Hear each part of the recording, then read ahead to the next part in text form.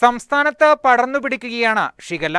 സാധാരണ വയറിളക്ക രോഗങ്ങളെക്കാൾ വേഗത്തിൽ പടരുന്നതും കൃത്യമായ ശ്രദ്ധ കൊടുത്തില്ലെങ്കിൽ അപകടകരമാകുന്ന ഒന്നാണ് ഷിഗല്ല രോഗബാധ. കുട്ടികളെയും മുതിർന്നവരെയും ഒരുപോലെ ബാധിക്കുന്ന ഈ രോഗത്തെക്കുറിച്ച് പരിഭ്രാന്തിയല്ല, മറിച്ച് കൃത്യമായ ജാഗ്രതയാണ് വേണ്ടത്. ഷിഗല്ലയെക്കുറിച്ചും അത് തടയാനുള്ള വഴികളെക്കുറിച്ചും ലളിതമായി അറിയാം. ഷിഗല്ല എന്ന ബാക്ടീരിയ ശരീരത്തിൽ പ്രവേശിക്കുന്നത് മൂലം കുടലിൽ ഉണ്ടാകുന്ന കടുത്ത അണുബാധയാണിത്. മറ്റു വയറിളക്ക രോഗങ്ങളെ അപേക്ഷിച്ച് ഇത് വളരെ വേഗത്തിൽ പടർന്നു പിടിക്കും എന്നതിനാൽ പ്രത്യേക ജാഗ്രത അത്യാവശ്യമാണ്. ഷിഗല്ല ബാക്ടീരിയ ഉള്ളിൽ ചെന്ന് 1-2 ദിവസത്തിനകം ലക്ഷണങ്ങൾ കാണാം.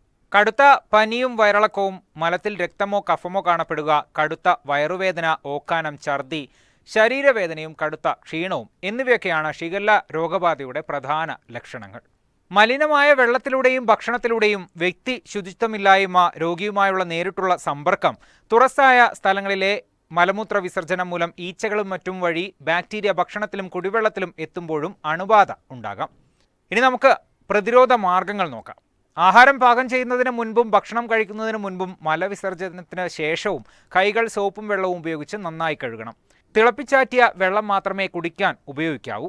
ഭക്ഷണം എപ്പോഴും അടച്ചു സൂക്ഷിക്കണം. പഴകിയതും തുറന്നു വെച്ചതുമായ ഭക്ഷണ പദാർത്ഥങ്ങൾ കർശനമായി ഒഴിവാക്കണം. പഴങ്ങളും പച്ചക്കറികളും ശുദ്ധജലത്തിൽ നന്നായി കഴുകിയ ശേഷം മാത്രം ഉപയോഗിക്കണം. രോഗികൾക്ക് പ്രത്യേക ശുചിമുറി സൗകര്യങ്ങൾ ഏർപ്പെടുത്താൻ പ്രത്യേകം ശ്രദ്ധിക്കണം. രോഗലക്ഷണങ്ങളുള്ള ആളുകളുടെ വ്യക്തിഗത സാധനങ്ങളുമായി സമ്പർക്കം പുലർത്താതിരിക്കണം. കൃത്യമായ വ്യക്തിശുചിത്വവും ആഹാര ശുചിത്വവും പാലിച്ചാൽ നമുക്ക് ഷിഗല്ലയെ പൂർണ്ണമായും പ്രതിരോധിക്കാൻ കഴിയും. പരിഭ്രാന്തരാകാതെ നമുക്ക് ജാഗ്രത പുലർത്താം. ലക്ഷണങ്ങൾ കണ്ടാൽ ഒട്ടും വൈകാതെ ഡോക്ടറുടെ സഹായം തേടാം. സുരക്ഷിതരായിരിക്കാം, ആരോഗ്യമുള്ളവരായിരിക്കാം.